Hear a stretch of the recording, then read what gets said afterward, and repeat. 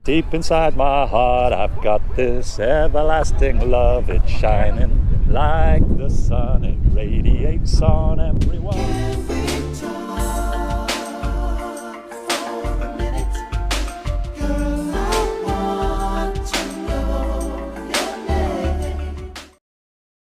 I'm unusual as an English person. I studied languages. Okay. So which ones? French and Portuguese. Très bien. That means very good. So even more unusual. Portuguese. Yeah. Muito bem. So Obrigado. even more unusual for a male to study languages. Is languages dominated by a female? Yeah. Okay. We know why you chose it. Yeah, that's right.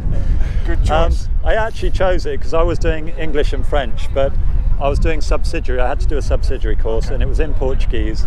And I found out that if I dropped the English and took up the Portuguese, I could go to Brazil.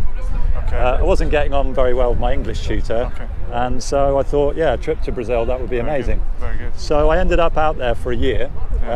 The university went on strike for 6 months because the connection was one of the tutors in Leeds University came from Paraíba, which is a northeastern state, and she had connections with the university.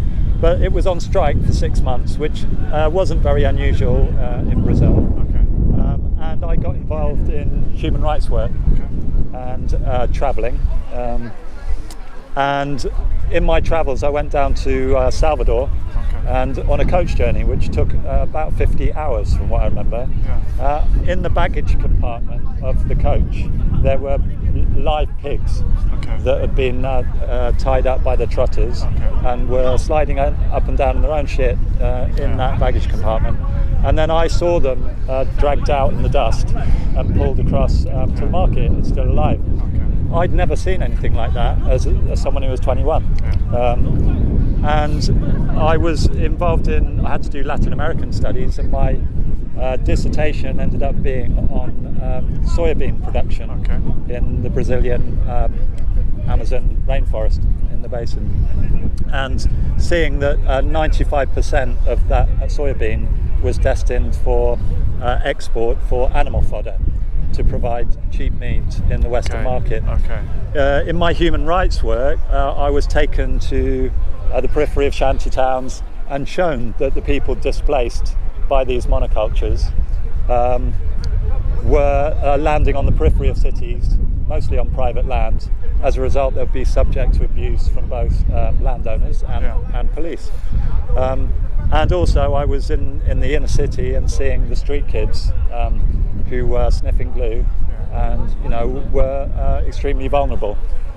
In the new shanty towns, it was mostly women and children because the men would be away trying to find work.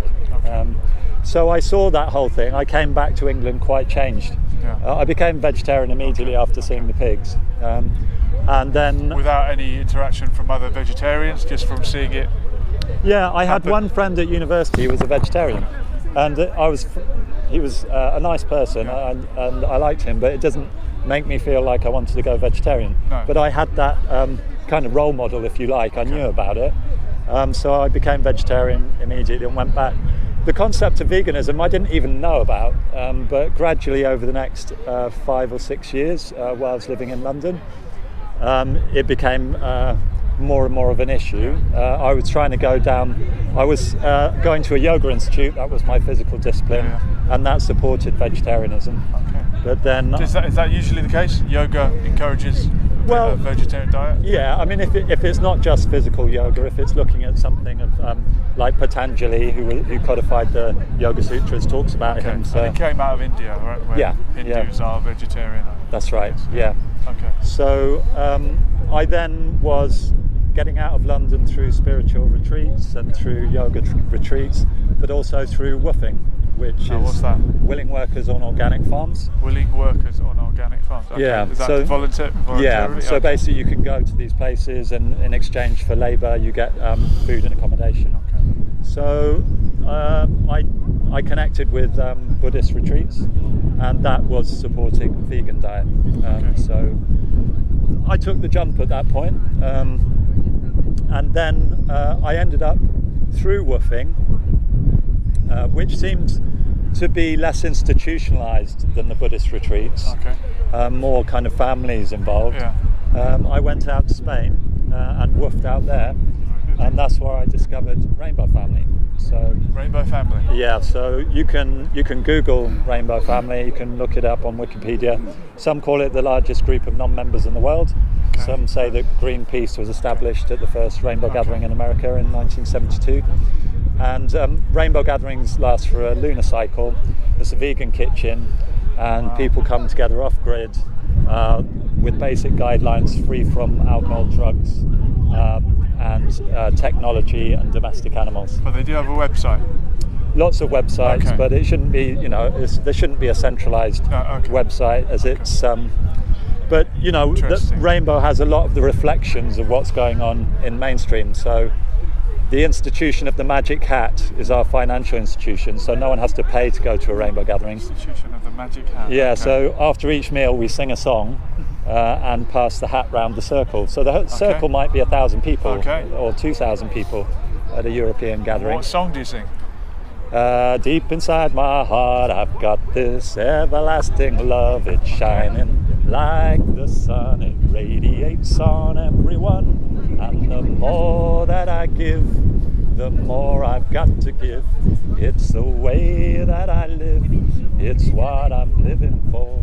So that's beautiful. Beautiful. That's one of them. If you've got no money, come give us your love. If you've got no love, come and dance with us. It's like an alternative society. Yeah. So the Magic Hat is the financial institution, and mostly it's spent on food. Yeah. But sometimes it will disappear. And it's under a bush somewhere, and someone's making, like at the European gatherings, a centralised Germanic ordering system out of good intention because it's highly efficient. But it goes against all the Rainbow principles. You should be buying food locally. Everyone should know where the Magic Hat is. So if there's someone down in the village who's got an apple tree, you can give them 10 quid from the Magic Hat. But the centralised tendencies are still there. But the difference is, at a European Rainbow Gathering, you can call it out and say, the Magic Hat has to make itself visible. We want to know where it is, and usually when it's shamed, it will make an appearance. Magic Hat. Whereas if you went into the Bank of England and said, look, the Magic, the financial resource has to be made visible. Everyone should have access to it. It's just not going to happen, is it? No, so, yeah. Because if everyone took their money out of the bank, there wouldn't be enough money. Yeah. So this is the Rainbow. It's open to everybody, but it is a vegan kitchen, so it supports the vegan lifestyle. And veganism is not simply about what we eat. I could be a vegan and work creating weapons of mass destruction. So vegan is about not causing unnecessary harm. That's a positive message, and I appreciate you sharing it. Thank you so much. We'll do it again. I'm getting cold. Okay. Thank you very much.